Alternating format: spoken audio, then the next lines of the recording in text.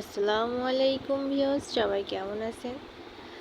এর আগের ভিডিওতে আপনাদের সাথে শেয়ার করেছিলাম কিভাবে আলু কেটে নিয়েছি, কিভাবে মশলাগুলো গুছিয়ে নিয়েছি সেগুলোই। আর আজ আপনাদের সাথে শেয়ার করব কিভাবে ছোলা ভিজিয়ে রেখেছিলাম সেগুলো কিভাবে ধুয়ে নেব, কিভাবে রান্না করব সেটাই।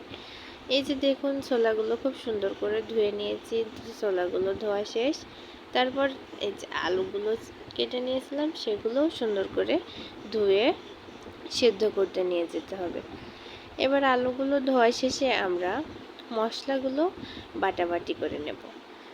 হাতে বাটাবাটি করতে গেলে একটু বেশি সময় লেগে যাবে, এজন্য আমরা ব্লেন্ডার ব্যবহার করব।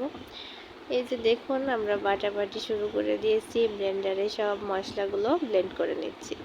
আদা, রসুন, পেঁয়াজ, জিরা, এলাচ, দারচিনি, শুকনো মরিচ সবগুলাই।